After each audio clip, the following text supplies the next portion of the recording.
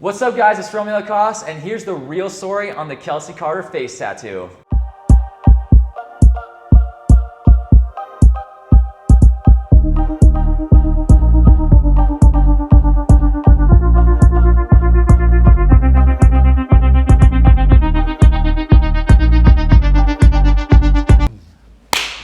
That work? That work?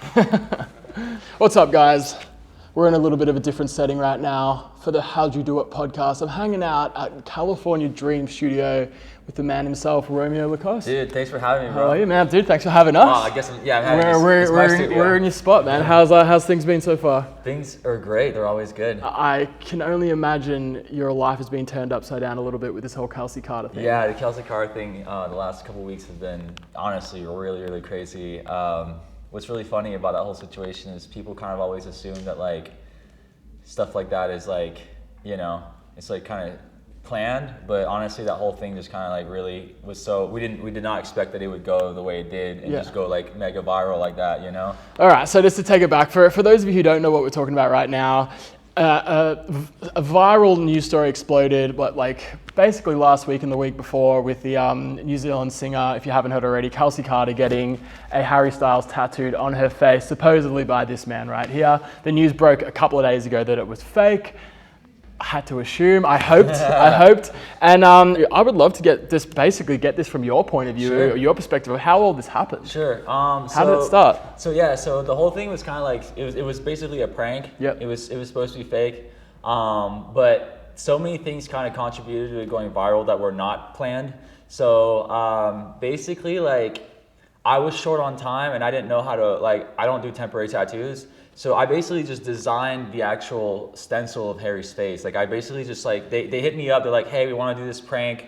It's to like kind of like go up to like my new song Harry that's supposed to be coming out or whatever. And we would like for you to be involved. And I was like, you know, sure, why not? You know, they were paying me for my time, you know, so I was like, cool, you know, like I've done YouTube pranks before, you know, I do a lot of YouTube pranks on my YouTube channel. I'm kind of known for tattoo entertainment. So I was like, you know what, why not? Yeah, this fits. So I was tight on time. So basically I designed the drawing itself. So I traced Harry's face, but then they had a separate makeup artist actually apply the actual design on her face. Okay. So it's kind of funny because the reason why it looked so bad was because a makeup artist like sort of like painted it. Yeah. So it just looked like a really shitty tattoo artist did it. But I didn't do the actual design, but we just sort of like did a few clips to make it look like I was tattooing her, and then we took a picture together. And then I guess part of the tattoo looking so bad is what contributed to it, like, you know, going viral or whatever. For sure. So so basically, you know, they posted it the day after. They're like, hey, you know, like, can you post this on your Instagram story? So I posted like a little clip of me tattooing her, and it just honestly just went, you know, mega viral. We had, you know, TMZ was, you know, blowing me up, billboards, everyone from late night shows. Yeah. I mean, all the press has just been like crazy. Yeah. I can't even name all the press. It was popping up everywhere. Yeah, Mario like, Lopez. Complex. Yeah, Mario Complex, Lopez, everything. Yeah, I mean, it was just everywhere, all over like the news, Snapchat, Twitter feed, like everything. And so we just kind of like, you know, I was getting a lot of crap at first because people thought that I actually did a tattoo and I ruined this girl's face. But I kind of didn't say anything at first. We just kind of rode the wave and see how far I would go. And they were like, look, we're going to wait a few days to say that it's fake. And we just kind of wrote it out. And, you know, the press just kept going up and up and up. Yeah, I gained like a ton of followers off it because we had all these like different accounts posting it and tagging me. Yep. Obviously, like a lot of people were like talking crap, but it was kind of funny. I was just sort of like not saying anything. Yep. And then obviously the news broke out that it was fake. She posted a couple videos, and all the press started posting that it was fake. So then afterwards, I kind of came up on top with the whole situation because at first it looked like, damn, you know, Romeo like did his first bad tattoo. You know, everyone was just like all excited to see me kind of like take a downfall. They're like, Romeo did a first bad tattoo, but afterwards they're like, oh, it's fake. You know? Yeah. But, you said in your Instagram story, you said everyone wanted me to see me take the L on this one, but that's yeah, it was just really funny because a lot of like tattoo artists with big following, obviously I have the biggest, but semi-big following, you know, they have, you know, no big deal. Right, but there's artists with still some big following, and they were posting, you know, the picture, and they were tagging me and saying, look, he sucks, you know, and it's just really funny because it was all fake.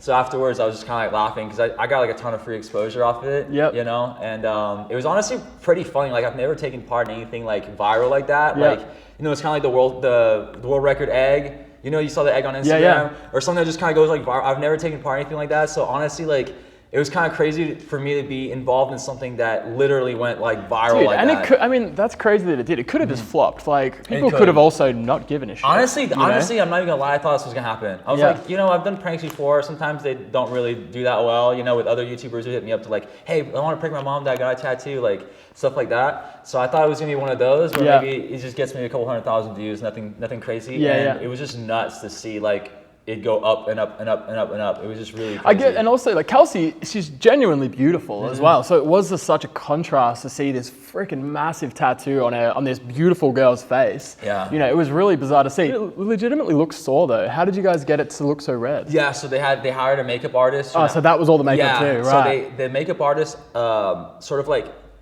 sketched the stencil to make it black instead of, because the stencils are purple. The tattoo stencils are like a purplish color. So we put the stencil on and they sort of like traced it back with the black with some sort of like makeup pen. And then afterwards, they, I guess, applied some redness to make it look like, like it was red. Damn, real. all right. Yeah, they did a good job making it look real. Yeah, for sure. It was honestly pretty cool. It was pretty cool. It looked painful. And whose idea was it? Was it Kelsey's idea? Yeah. Yep. I think it was Kelsy and her team's idea. They just like hit me up. I guess like they wanted, me having such a huge reputation as a tattoo artist. They, I guess, assumed that, going to someone with a reputation like me, it would just kind of help make the situation more real. Sure. And help drive that push. And I guess it did. It worked out. They were like, we want you to do it. Because people are gonna believe that it's real. And so I just I legit like the song as well. The song's actually good. The song's a banger. The song's actually good. Kelsey? She's a hustler, man. She hit me up about 3 years ago when I was working for MTV Australia, like hitting me up, sort of like finessing to sort of get on, and just going at me. Right. I was like, I actually kind of respect this. It's not even annoying, she seems like a hustler. What's she like in real life? Yeah, she's definitely like a go-getter for sure. She's really cool. At first when I got hit up, via email. I get, people hit me up all the time for different, stuff through my website, my business email. And, my manager and my team hit me up and they're like, hey, this person wants to do, this thing. They emailed you through your website. And, first glance of the situation, I was like, you kind of think like, what are these people going to be like? Because they want to do something like this. But after like meeting them in person and hanging out with them, like honestly, they were like all really, really cool. And I think a lot of people, her and I both got a lot of backlash. First we got backlash because people thought it was real, and then we got backlash afterwards because people thought it was fake, and they're like, oh, you guys are like, why would you do that? But honestly, I think like she was smart. Were you worried at any stage, like when you started to get a lot of backlash? Because I saw a lot of the comments. Were you sort of like, oh shit, this is a bad idea, or you were like, let's see how this plays out. The followers were just rolling in, and I was getting a lot of press, so I didn't really care too much. I'm sure you've heard like, all press is good press. Even if it's bad press, but people are always gonna forget about you, even if people thought it was real. Like it's one of those things where people forget later on the road, like what they know you for. So that's the thing about social media is getting your name out is more important than what you're getting your name out for, because people later on they forget, and then as long as they'll remember your face and your name. So I wasn't that worried. I was concerned a little bit because I wanted to like let people know that it was fake, and they were like, no, we gotta wait a little bit longer. We want to like see how far this goes. So I kind of was respectful to them as far, it was their prank, so I didn't want to like go and bust the situation, let people know it was fake right away. But when I saw some of the comments, I did kind of want to like fight back a little bit and be like, guys, it's not real. Like I would not do a crappy tattoo like that. But I just kind of like bit my tongue for a couple of days. That was probably the hardest part. But then after all the news came out that it was fake, it was honestly just like so funny. It was like just such a big laugh to see like people's reaction or whatever. Yeah, it definitely made you look cool. You definitely came out on top. That's it. After all the backlash. Well, you heard it here. That is the story from this guy's perspective. That's true. What's up, guys? If you liked what you saw, make sure you check out our other videos right here, and also subscribe to the Heard Well channel right here for new interviews coming out every week.